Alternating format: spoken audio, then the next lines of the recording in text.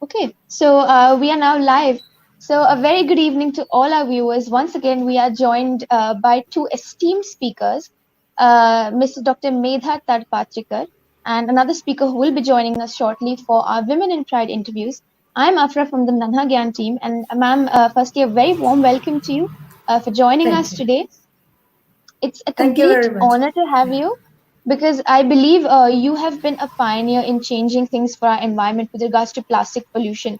And not just that, you've also been a TED Talk speaker and you have, I believe, created this whole pyrolysis system with regards to managing plastic. So before I get to the whole thing where you started off, ma'am, could you please a word of introduction about yourself for our viewers?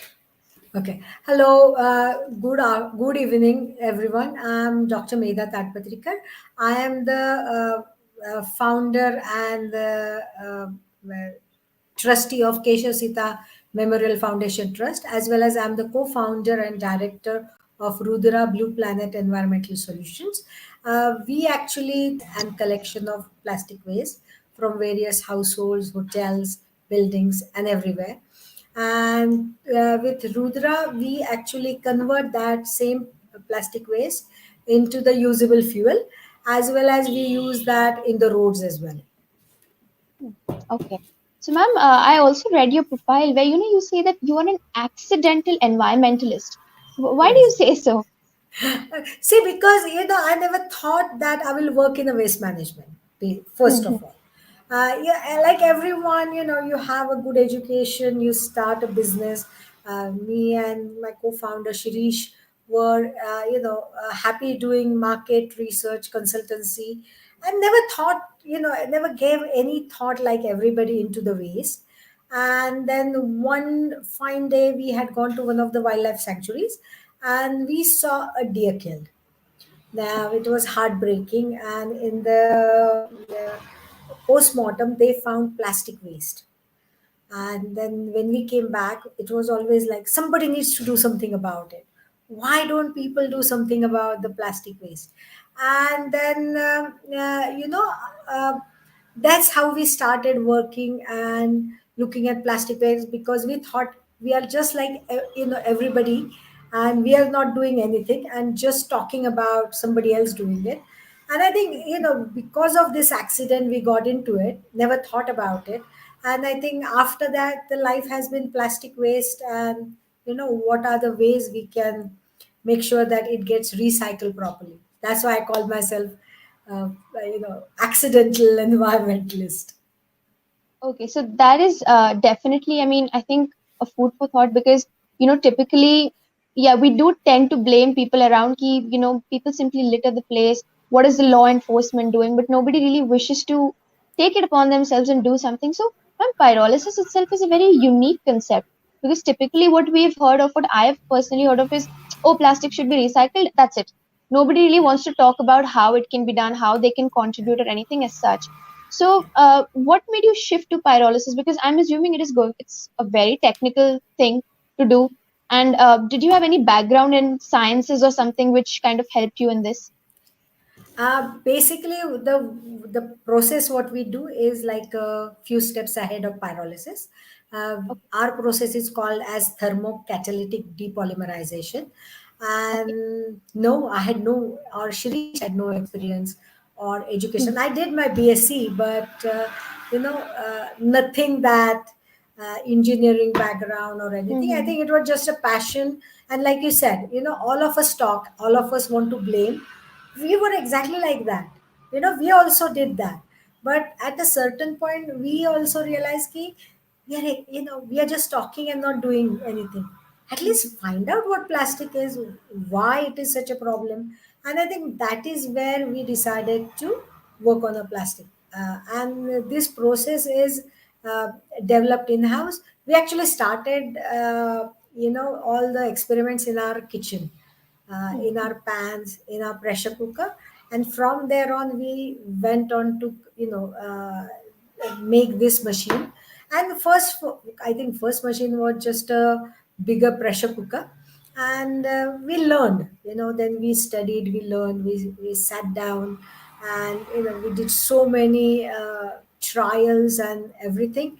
And like today's machine is, I think, our sixth generation kind of a thing. So whatever we were learning, we were putting in a new machine, and it's been a wonderful journey without any education, but with lot of experience and passion. Okay, so ma'am, I'm assuming since pyrolysis itself, I mean, I think it means burning of plastics as, so what was your thought process that why pyrolysis only? I mean, why this process? What is the outcome of this process with regards to Okay. plastics? Okay. So basically, in our process, we don't burn plastic. Uh, Okay. what happens is we put plastic in the reactor, we start to heat, and around 180 degrees onwards, plastic melts. Now, the difference, so the chemical reaction is different. And when the plastic melts, it gives out a lot of gas, and the gas is collected, and we scrub that gas, clean it, and we use the same gas for the heating itself. And around 300 degrees onwards, we start to get the fuel out, and by 430 degrees our process is finished. Now, when we started with them, we had no idea what pyrolysis was, what it was doing. But I think it was the way we have devised is, we realized we are doing something different. And I think it was all the after learning when we started actually making the fuel out of the uh, process. And the basic focus is on the traditionally non-recyclable plastic. So all the packaging, all the wrapping, which usually ends up in the landfill, simply because there is no monetary value. So it doesn't get recycled traditionally. Like, from the thick plastic, you get either granules, or PET bottles are made into the cloth. So we do totally, our focus is different on like biscuit wrappers, chips wrappers, because it is so thin, nobody wants to pick it up, and nobody wants to give any monetary value to it. So that's a difference, I guess. Okay, so ma'am, also, I mean, I believe a major concern with regards to burning plastic or melting it is emissions. But I believe you said that you collect the gas. So does that in any way, what is the use of that gas? Do you put to use as such? Do you put it to use? Yes, we do. Basically, the gas that is generated in the process is used as a heating source for the machine itself. So we Okay, don't use that gas, or we don't let out that gas. So that is actually the mixture of various gases similar to our LPG. So that's an energy source as well. So this whole process actually runs on the fuel, and as well as the gas that is generated in the process itself. So that's why okay. it becomes more greener. And because we are not burning plastic, we are not creating any kind of a pollution which we are letting into the air. That's commendable, ma'am. Really, I mean, one way to judiciously kind of, I think you said in one of your TED talks that you successfully added a fourth R to the Yes. whole three R's. Can you speak about that? See, usually we know that reduce, refuse or recycle. Yes. Sometimes people say refuse, reuse, whatever. So we actually added the fourth R was a recovery. So nobody has thought that, you recycling means you can make something different out of it, but we are recovering actually the, uh, say, plastic is made from the fossil fuel. From that, Yes. it makes you make the naphtha, and you get a plastic, you add different chemicals. So what we are doing, actually we are reversing the plastic making process. So that's why, we say that we are just recovering what went in. So, also with regards to plastic, so the fuel that is generated, is it usually ready to use, or do you have to like purify it and then has to go through, a string of processes, or is it just, ready to use and can be applied to any setting? Like, for example, what setting can it be applied to? Okay. It can be used, because from the machine it does come out, which is filtered, and it can be used the way it is. It can be used for, usually for industrial use, for burning. So it can be used for the generator, furnace, incinerators, burners, boilers, trawlers, as well as it can replace the kerosene in the stove. So it got a various ways it can be used. And when you burn this plastic, the emission is much less, because a lot of people think, you are going to have a lot of emissions. so the Yes. emission is also less, so it is much more greener kind of a fuel that we see from the plastic. Okay. Okay, ma'am. That is a wonderful initiative, really. I mean, even when I speak about plastic recycling, not all forms of plastic can be recycled. I think most of it, jitna ho sakta hai, you recycle, and the rest is just discarded, or nobody knows what happens to it. And you can't even burn it off because pollution. So this is Yeah. a very novel technique that you've come up with. Many, many, Thank you. applauses for that. Thank So, you. ma'am, Thank one you. more thing I was wondering is, with regards to as you said, like fuel. So at this stage, is pyrolysis, I mean, okay, if taken ahead, if made large scale, can this method that you have employed, can it be used to maybe cater to vehicles as well, like the fuel? Or is it that vehicles have a different sort of requirement? Because I'm relatively new at this, so which is why I'm asking you. We have done the testing, and Mhm. it does work wonderfully into the vehicles as well. But if it needs to be used in the vehicles, you need lot of kind of permission, permits, trials, and everything, and they cost money. As a small Yeah. company, we don't have that much money. But the good thing is there is a gazette from central government which is looking at this plastic fuel in as a add-in fuel. So I hope Mhm. they take it further and they do lot of tests and see that we can this can be back goes back to diesel and petrol. And so whatever is waste, like you must have heard the phrase waste to wealth. Yes. So this can become actually the good example of that, where Mhm. whatever is lying in our landfill.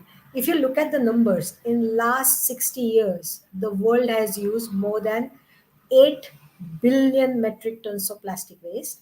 Out of that, only 9% has been recycled. So other waste is lying there. And if we can use something which is already, where we have already used the fossil fuel to create plastic, we can use the same waste and convert it back. So I think, that would tie in very well. And I hope that the government supports and we can see that it can be used in the vehicles as well.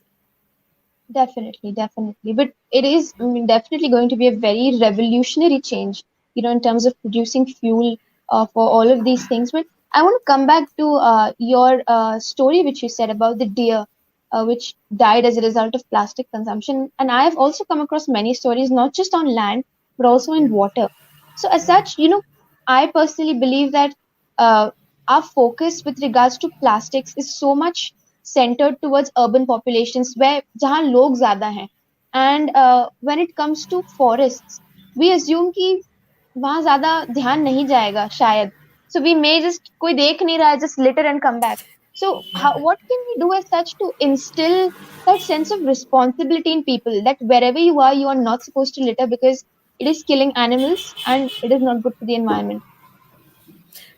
Basically, even though we are the inventors of the technology, I believe that innovation or technology is not only solution for the plastic waste management problem.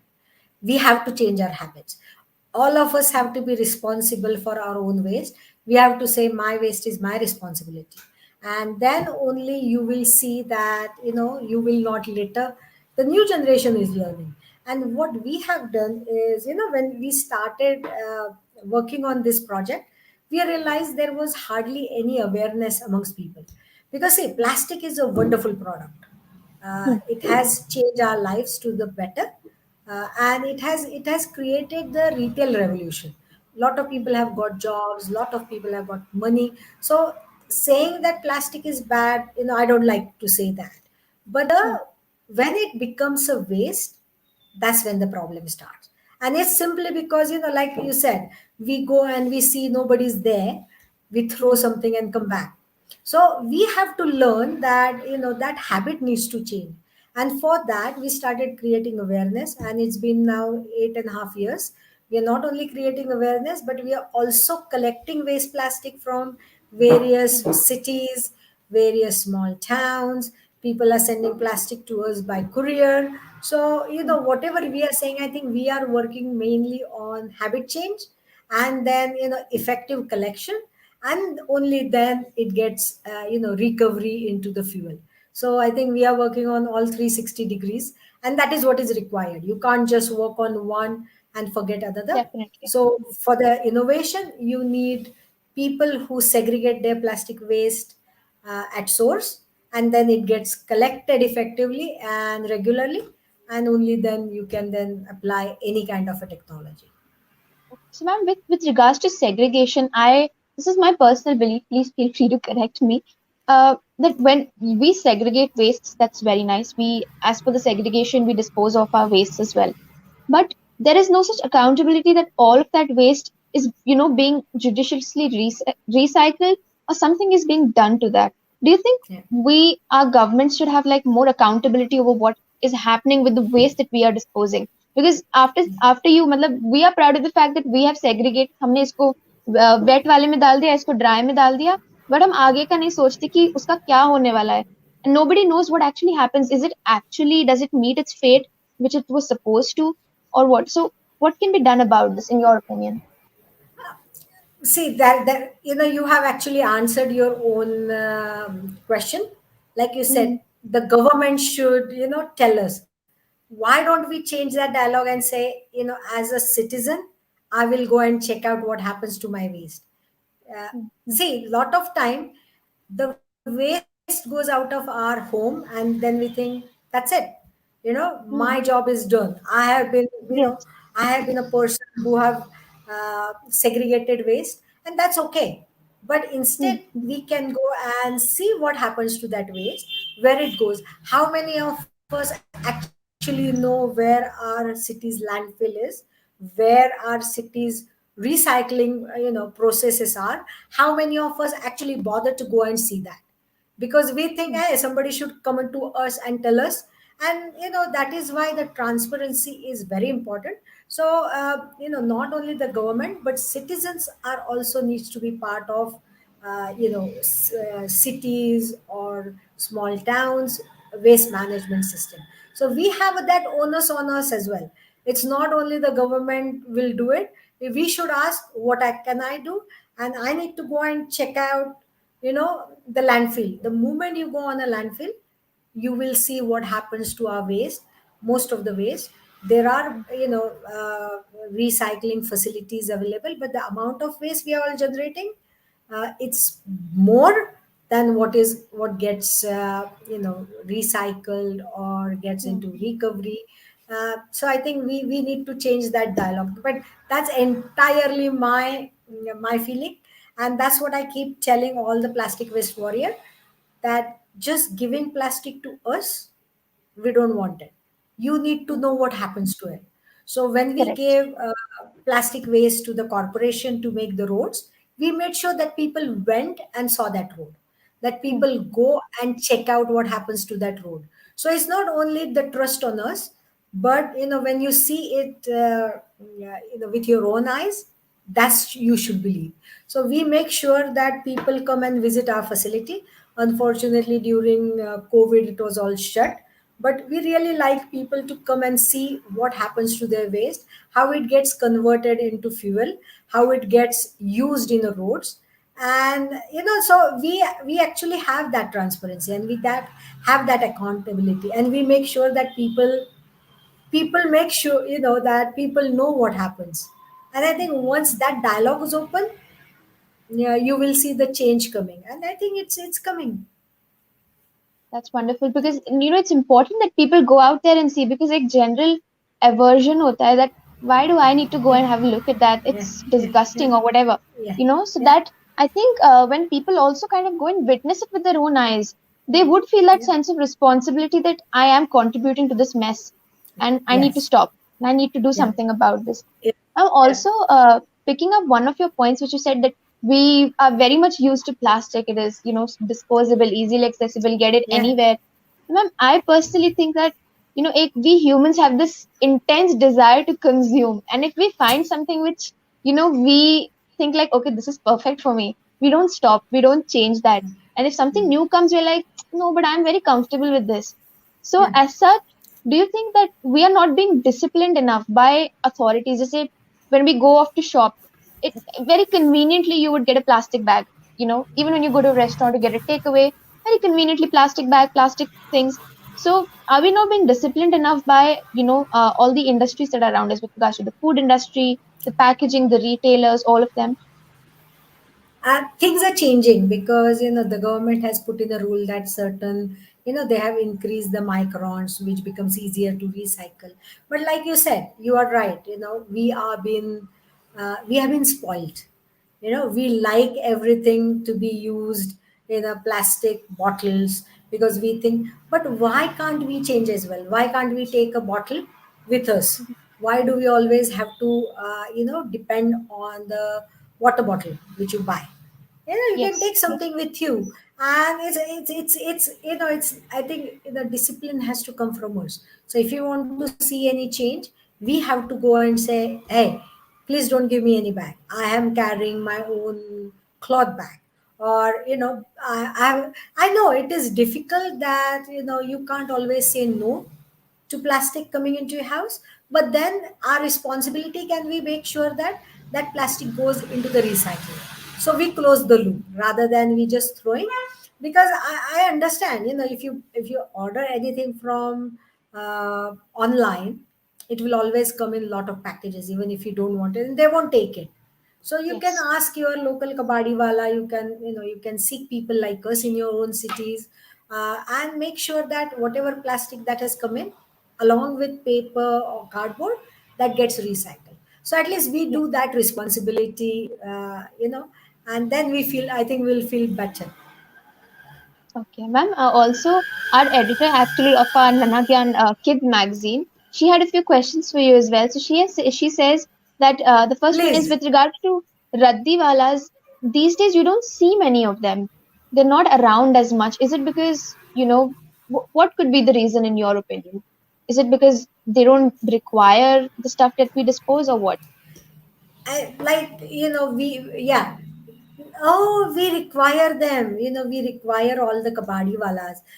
Say, Indians have been a very good recyclers. I always believe that. You have a t-shirt which you don't want to use, you will give it to somebody else. Now, if that t-shirt is fata hua t-shirt, what you will do, you will use it as a, to clean something in the house. If it's got more holes in it, you will use it as a pocha. So we try to be like jugadus, recyclers. Lot of time, even the newspaper used to go to the kabadi wala. But see, our life has changed. We have become like more consumers, and a lot of people are reading news on their tablets, mobile, and the amount of paper that is being used also is less. But again, instead of we making a trip to kabadi wala, we throw it in the bin because that's most Yes, easy. Then I don't have to do anything. That's the only yes. reason. But if you look around, yes, kabadi walas are available. And I think nowadays, if you go online, you will see a lot of kabadi walas online who will come to your house and pick it up the waste. So you just have to be more savvy and keep your eyes open. Okay. And the second question she asks is, will plastic roads affect rainwater absorption? Um, No, because what happens is it goes around. What plastic does is it actually strengthens the bond between the bitumen and the aggregate. Usually what happens, if you see that if there is lot of rain, the that bonding becomes weak, and you will see lot of potholes. With plastic, that bonding becomes more stronger, so you don't get potholes as well. The tires are also are better, and it does not affect anything. It's just a same family we are using in the bitumen. Actually, it's a couple of steps ahead kind of a thing the plastic is. So it saves a lot of money, yeah, while making the roads, because you're using less bitumen. Also, you are using a lot of plastic waste which otherwise would have gone anywhere. And third thing is no potholes for few years, so the road quality becomes better as well. So, and it doesn't Correct. affect any kind of a, you know, rain, or it doesn't affect the it doesn't leach into the soil as well. That's lovely then. Ma'am, one more question she asked, and I think this is a very interesting one. She says that instead of, let's say, we make our books, we need paper, chopping down of trees, all of that. But can books be made of plastic? Because I think she suggested that there were books made for bath times, which were made of plastic. So can plastic be incorporated into that industry as well? Yes, that could be done, but somebody needs to come and say, okay, I'm going to use the waste plastic to make the books. So, like one of, I would say youngsters who can become a good entrepreneurs and come into this industry, which is the most exciting industry. And yes, lot of things can be made from the plastic waste. We make roof tiles, we make, other things from the plastic. So that's what I said. Plastic is a versatile product. We just need to use our imagination, and you can make different products and various products from just waste. Thank you for your insight, ma'am. And my very last question for you would be that as I was speaking about overconsumption of plastic, so should we first tackle overconsumption than look at the plastic pollution, or can both be done simultaneously? Such what I'm trying to say is, should we emphasize more on reducing the consumption first than worrying about plastic pollution? Because I think they are proportional to each other. But let's not forget that plastic pollution is already there. That Mhm. plastic waste which have we have used for last 50, 60 years is still lying in our oceans, our rivers, our landfills, and it's everywhere. So we need to tackle that. But who is going to reduce that consumption? Because we are free people, we want to do is it's a self discipline. So unless Yes. and until all of us say that I am going to say no, or I'm going to make sure that I use less plastic, and till then it's never going to go. And look at it, it's a business. So they will want to use more plastic, and it's a wonderful product. So but packaging industry is also going through a lot of innovation. They are also trying to make packaging which can be recycled easily.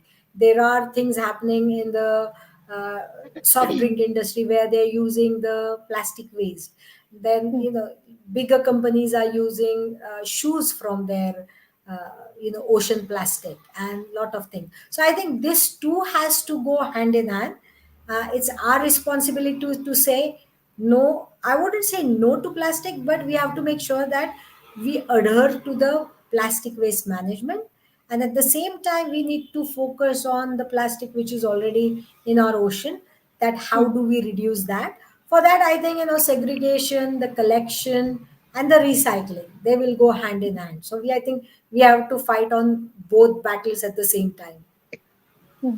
Okay, ma'am. Correct. Very rightly said. And our editor also wishes to add a point. Gayatri, ma'am, she says, if the plastic books could be worked out, we could have long-lasting books, waterproof and lightweight ones too. And I think that would definitely be a revolutionary change. Yeah. Would definitely reduce the amount of trees we'd have Yes. to cut per year, Yeah. and obviously it could be recycled or recovered or Yeah. reused. A lot of things. So, ma'am, once again, I'd like to thank you very much for your valuable time, for joining Thank us you. and giving us your wonderful insight on waste management and plastics. And I hope through this our viewers can take the necessary steps, because I believe you have been instrumental in changing the disposal and management patterns in Pune across households. So I hope Yes. a lot many more engage in this cause, and that effectively we as a nation reduce our carbon footprint and do much betterment for the nature. Thank you once Yeah. again, and Thank you it very was an much. absolute pleasure to have you. Same So I here, will and now, I think yeah, same here. Thank you very yes, much. you're Yeah. most welcome, ma'am. So I'd like to welcome our second guest for the day, who is Daya Patki, ma'am. Now, Daya ma'am is from Bamboo Tantra, so she does a very, very inspiring thing. That is, she helps bamboo artisans grow, and she has also helped them bring their products to the market, and she has helped them kind of expand their market and sell their products and reach many more people. So, ma'am, firstly, a very warm welcome to you to this program, and Thank I'd like for thank you. You're welcome. And I'd like for you to maybe give a word of introduction to our viewers about what you do. See, when we are talking about, sustainability, bamboo is the most Hmm. sustainable material.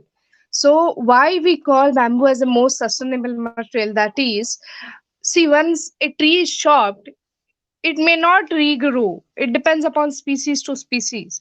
But in case of bamboo, once it is planted, it will, fetch new bamboo poles every year. So, Hmm. see, the cycle of bamboo says that we need to harvest it after, uh, 3 years. Like once it emerges out from ground, we have to keep that bamboo pole in that bamboo clump for 3 years and then use it for the product.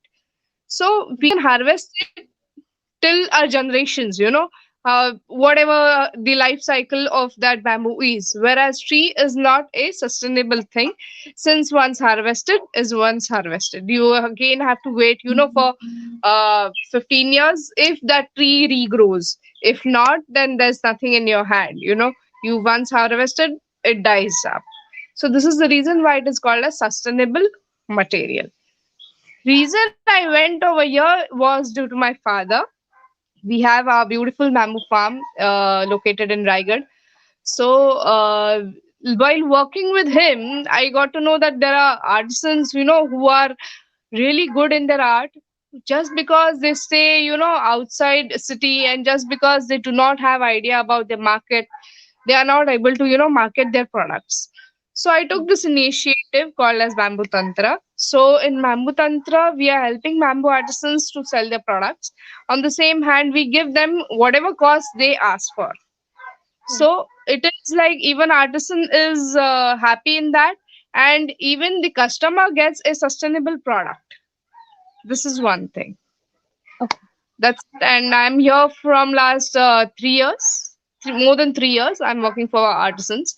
And before starting working with the bamboo artisans, almost a year and a half was spent with bamboo artisans to know how it works, how bamboo art is. So this is the reason I came out of it. Yeah. Yeah, I think it's very interesting, firstly, and also very nice that you sat down with them and you discussed a lot with them because typically, that it shows how much you are rooted to the cause and your dedication itself towards the environment to, bring out more sustainable products. So, first thing I want to ask you, like you said, bamboo artisans, they make a string of things. So, what products of bamboo, firstly, do the artisans make and kind of project for sales? See, there are around gazetted more than 18,000 uses of bamboo, 1800 Wow. uses of bamboo. The gazetted Okay. uses. Actually, Okay. more than that, people make it. So, Hmm. right from, food, you can use it for food purpose, you can use it for, jewelry, you can use it for furniture, you can use it for bamboo housing building, you can use it for even a mobile holder, everywhere you can use it. Okay. So there are n number of products which are made up of bamboo. We are focusing on bamboo jewelry and bamboo lamps because bamboo jewelry artisans are very few, and we would like to strengthen them more for it. Mhm. Okay, ma'am. So, before I ask you a question about artisans, ma'am, our editor, a very lovely editor, Gayatri, ma'am, she has a question for you. With regards to making bamboo jewelry, like, do you have artisans who are specifically trained as such in making jewelry, or do you cross over with jewelry designers as such? No, there are artisans who are specifically making bamboo jewelry from their, generations to generations. Only thing, few of the artisans, they were not getting, good amount and Mm. for them to run their houses. So they have Okay. left their profession. So for my aim was to get them back because that is a traditional art. So we also need to preserve the traditional art. That is the Correct. reason why I got them again into market and we started working together. Okay, another Okay. thing, all these things Hmm. are handmade things. Okay. So you cannot have same piece of earrings of same size, when these are not machine made. So Yes. when you told me that I interacted with, in fact, even I told you that I was interacting and I was working with them for almost 1.5 years. So it was like a collateral learning. Okay, they taught me about bamboo art. I taught them that how we can, make two pieces of earrings which will look similar. Hmm. Now, a person cannot wear one big size earring and another small size earring. So I told them that how, together we made punches which will make same size of earrings, and how to present the jewelry. So it is not something when you go for an exhibition, you cannot just keep your jewelry on table. You need to have a good background. So this was taught to them. In fact, I am also behind, they are learning now all digital skills to market their own products on their own now. That's wonderful, ma'am. That's a wonderful thing that you're doing to support so many artisans. So I want to know, like, as it that you were inspired because you found out how understated and how, I mean, how people were not essentially into bamboo. The art itself was dying. People were not supporting bamboo crafts. So, ma'am, why do you think we as citizens must support local artisans? See, people were not supporting bamboo artisan. Not this was not the thing. People were not, aware about this thing that even bamboo jewelry exists. Okay, this was one thing. People used to feel that bamboo jewelry is something that bamboo is carved inside and then the jewelry will come out of it. That is not the thing. Bamboo is peeled until we get jewelry grade thread out of it. So once we get jewelry grade thread, it is weaved. It is soaked in water and then weaved. So this was the process involved. Another thing, there were few products which were industrial uses, and they are still on, like bamboo flooring and bamboo roofing is still there. But for flooring and roofing, big industrial setup is required. And we are thinking, to support and to give work for hands more than to machines. This is the reason why we came out to, for handmade thing more than to machine work. Yeah. Okay. So, ma'am, also with regards to the products you make, I mean, I think with regards to some things like with some bamboo products, it is very easy to kind of catch a fungal, not infection, sorry, a fungal outgrowth on that. So in certain regions, such as places which are very wet, like for example, a coastal region, there, there may be chances that if somebody wants to get bamboo, the product may catch fungus. So can something be done about it to increase the durability as such and maintain the integrity of the whole product? See, I belong from coastal area. I'm talking to Yeah. you right now from Raigad, which is the coastal part of Maharashtra. Okay, Mhm. so in this thing, the harvest of bamboo should be kept in mind.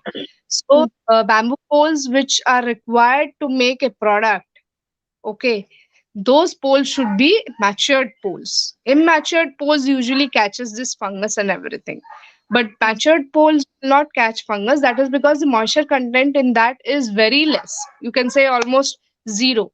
This is the reason why there is no fungus. So if a artisan keep this in mind, that he has to use a matured bamboo pole, then that is more good for him to make a product, because it will get good value as compared to other, because it won't catch fungus. This is mm, one thing. Second thing, nowadays bamboo treatments are done for mm, long term use of bamboo. You can use it for longer, even the bamboo houses are made which are which are you made up of treated bamboo, and those have life of around 25 years. Okay.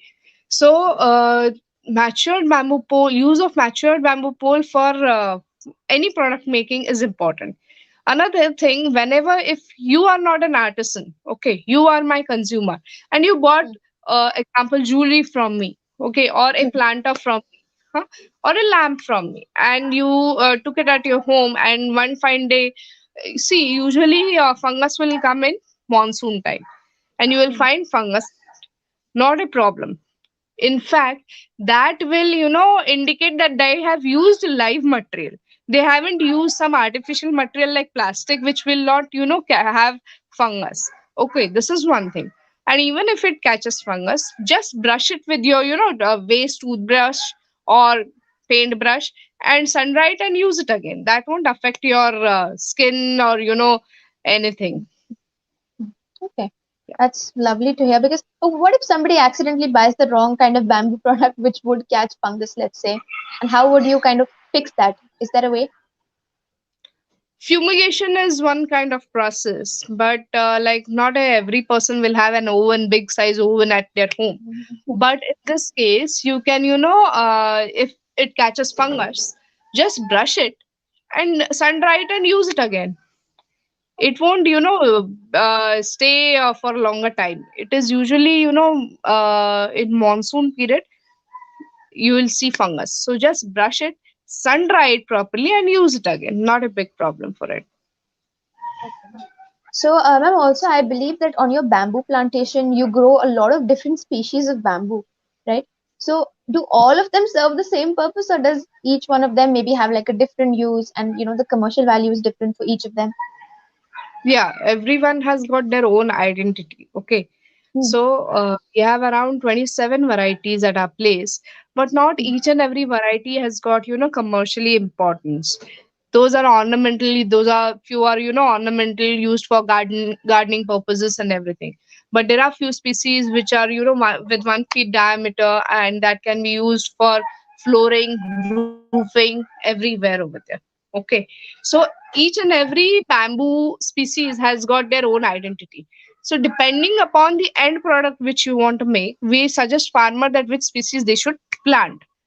Okay. So not every species can be planted for everyone. Now suppose if a person now wants to go for bamboo biryani nowadays, that's a trending thing everywhere. So what is bamboo biryani? Bamboo biryani, authentic bamboo biryani is when you have to cook rice in that bamboo. Okay. Okay. And you have to put chicken in that bamboo, and that aroma gives you, you have to, put that bamboo, seal it by using jute, and then put that pole in flame, like on in flame, on firewood, and after Hmm. some time take it out, you will get a good aroma of it, and that is authentic bamboo biryani. Okay. So for bamboo biryani, you require bamboo poles which should be harvested within 24 hours. And Longispathes named species is very good species which gives you good aroma to rice. So Hmm. mainly Hmm. Longispathes is used for bamboo biryani. Now when you think Okay. about flooring purpose, Dendrocalamus giganteus, which has got 1 feet diameter.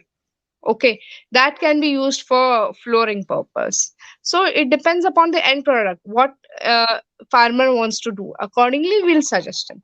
We have got two, three good species which play important role in soil erosion control, which is Okay. nowadays very important. As you must have heard, in last monsoon there were landslides everywhere. Yes. Yes. Yes. Correct. So, in this case, planting bamboo, which which can hold a good soil, Hmm. boulders, can prevent you from landslides. Hmm. So, Okay. depending upon the end product, we'll suggest you which species you wish to plant, and each and every species has got their own identity, own growth pattern, Hmm. and own strength. It's same like our fingerprints. So, ma'am, also with regards to you said there is one specific species of bamboo which is used to cook biryani as such. So, and I also read that bamboo has a very high tensile strength. So, can we also move to bamboo vessels as such? And would it be feasible to even think of having those? Yes, it is feasible to have a bamboo vessel. Can you give me 1 minute? I'll just show you one good bamboo Yes, yes. which Please, will please, give good space. please do, I'll please. better my camera over there.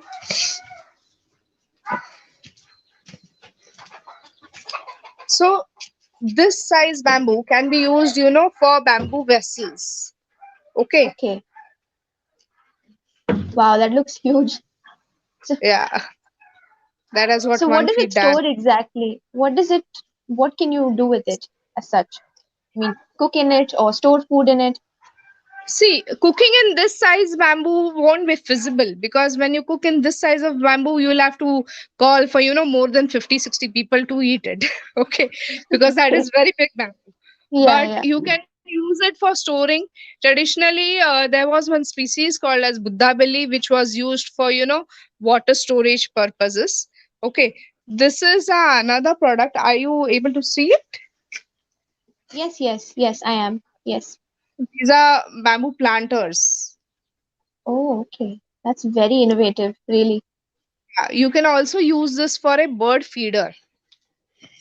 Okay.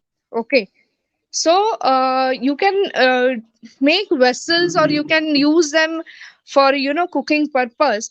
Only thing you need to keep one thing in your mind is maturity level of that species, so that it Mhm. won't attract fungus, and the cleanliness of that vessel should be made very properly, because that's a live material.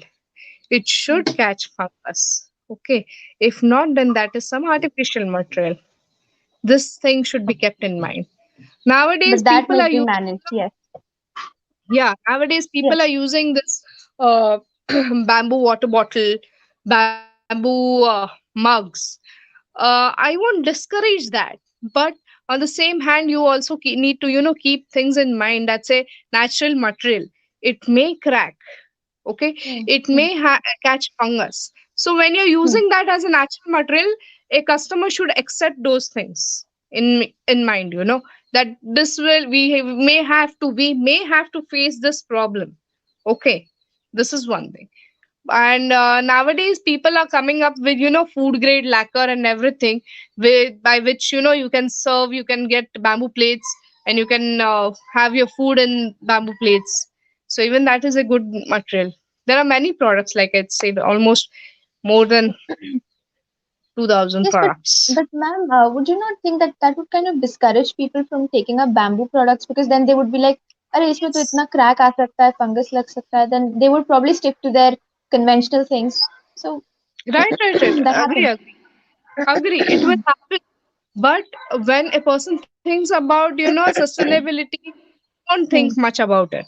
Okay, another thing, if you think about another person who is not looking for the who is not looking for the sustainable point of view. Okay, in Hmm. that case he will say that उसको crack आता है, उसमें fungus आता है, वो ठीक नहीं है इस्तेमाल करना होगे. But at that time, the manufacturer should make a point to, use good material, to use a Hmm. matured bamboo pole, to Hmm. avoid cracking, you give a proper treatment to that bamboo, so that it won't, crack, it won't catch Hmm. fungus, it will last long. So Hmm. a manufacturer is a like a responsibility when it comes to, using that material for a consuming purpose. So that thing a manufacturer should keep in mind. But Hmm. like I said, like nowadays people are thinking more about the sustainability Hmm. than the conventional, material. So Okay. they are going ahead for it. Yeah. Ma'am, let's say if somebody, just say, as I said again, they would want to maybe, so I'm talking about this with regards to bamboo products, which are much larger than, jewelry and other things. They say, ki, okay, why not add bamboo or cane or bring it here, like furniture, small pieces of furniture. But if somebody says, no, no, no, I think wood is only good for me, I'm not willing to change. So if, let's say, if you had a chance to change somebody's perception about bamboo, how would you do it? Because I would say that more than wood, bamboo is the most sustainable material. Hmm. Okay. You are cutting one tree, whereas you are cutting one bamboo pole, but on the same hand, that bamboo pole is giving another bamboo shoots next year. So you are not, cutting the life cycle. When we think about the food grade food pyramid, chopping trees is like an afforestation. But when you think about chopping a bamboo, it won't be a afforestation, because it gives you new shoot every year. Okay, so this is one thing. Another thing, I would always recommend them to go for bamboo furniture. That is, it is light in weight as compared to tree products. Okay, then a wood product. Okay, you can easily pack it, unpack it, you can carry it everywhere. Now, like cane, one chair will cost you, sorry, will weigh you around 3 kgs. Okay, maximum. Whereas when you go for a wood chair, it will weigh you around 7 to 8 kgs. So these are light in weight. These are made up of sustainable material. So these are points good sufficient to convince the customer. Another thing, when we said about there are different species and different uses, there is one bamboo called as black bamboo. That is naturally black bamboo. Okay, it has got natural black color. So that furniture looks more elegant than a wood furniture. So people are getting attracted. It is, I mean, I would say it took little time, for them to digest this bamboo, but now they are looking for it. They are going for it, and they are thinking more about environment. Now, when we spoke with Medha ma'am, it's been almost 4 years that I'm sending my plastic to her. So I Oh, collect it here in Raigad. I come to Pune. I get one gunny bag. I'll give it to Meeta ma'am. Meeta ma'am will give it to Megha ma'am.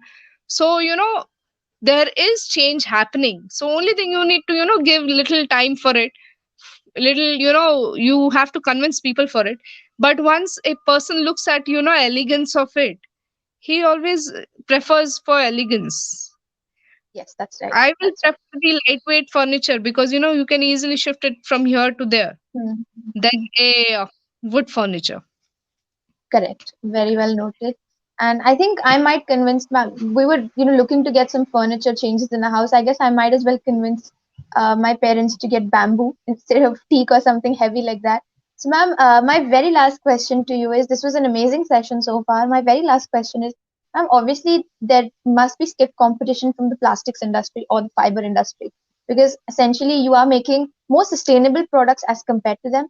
But the thing is, the plastic ones, typically people have preference because it can be cheap, and also the durability factor comes in, because they wouldn't have to worry about fungal outgrowths as such. So ma'am, how do you in this case help artisans to kind of boost their sales? Because as you said, you help artisans reach the market. Now, each and every bamboo jewelry, or you even if you take about bamboo furniture, we will put polish on it. We will lacquer Mm, it. Okay. mm, So once lacquer is applied on it, the strength of that bamboo increases. Okay. okay. Another thing, chances of fungal attack also reduces.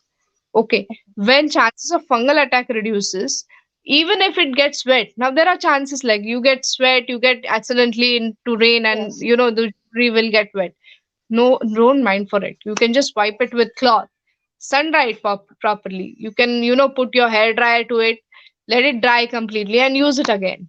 So Mm, fungus is not a big problem when it is jewelry or anything, because this will have a lacquer. You can wipe it with the dry cloth, mm. and you can use it anytime. Okay.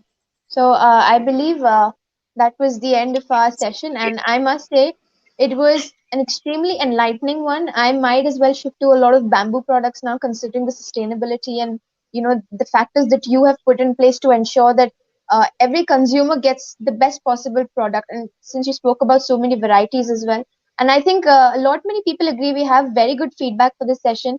Our editor Gayatri ma'am says, "Wow, it was a really eye-opening session on bamboo and the types of bamboo types and the art." So, ma'am, once again, I'm very thankful to you for engaging in this cause as well, for working towards the environment and also contributing on your part to reduce plastic pollution, as you just mentioned. It was an absolute honor to have you here, and I hope a lot many people purchase bamboo and realize its importance in for a sustainable environment and our ecosystem. Would you like to add something on an ending note, ma'am? See, it is like before I said, it is taking little, time for people to Yes. digest the word Yes. sustainability. Okay, Yes. but like our forefathers were not aware about this sustainability word because they were having everything, ample amount of sunlight, ample amount Mhm. of everything. Weather conditions were proper, but in our generation, we are facing all this erratic rainfalls, Mhm. extreme winters, extreme summers. So we are thinking now to go towards the sustainability that is more important. Okay. And when you say about the fungus, This is important. When you see a fungus on anything, it has proved that it is a natural material. The manufacturer has not fooled you. Okay, Hmm. this is one. But of course, we are taking very much precautions for it. Our each and every jewelry will be lacquered so that it becomes water resistant, not waterproof, but water resistant. So you can just wipe it and reuse it again. I've been using this in the coastal area from years and years. Another thing, when I say about the sustainability and regeneration, in June 2020, my site, my farm was epicenter of Nisarg cyclone. Hmm. So Hmm. my each and everything was lost. My bamboo plantation, my house, my poly house, my germinating chambers, my greenhouse, everything was lost. But thankfully, our crop was bamboo. So it was slashed from up from the top, and we erected it again. And my each and every bamboo pole has survived. Whereas my cashew, my coconut, my mango, everything has lost. So this is, advantage of using bamboo as a sustainability product, and Hmm. a good product which is fast growing. It is a woody grass, and like every year it gives maximum number of shoots depending upon species to species. Hmm. So I would like to add, people should go for sustainable products than using for going for conventional products, because we don't want our kids to wear mask and go out. We want them to Yes. breathe as Hmm. yeah. Correct, correct, ma'am. Thank you so much, ma'am, for that. It was a very Thank meaningful and a very powerful message, and I hope people take this seriously and understand the importance of all of these things. So it was very lovely to have you, ma'am, and I hope our viewers will join us again tomorrow at the same time for another session with two more new speakers, and hopefully, with each session, we get better and impart better messages to our communities. So thank you once again, ma'am, and thank I you. will now Thank end this broadcast and we will see you all tomorrow. Goodbye. Bye.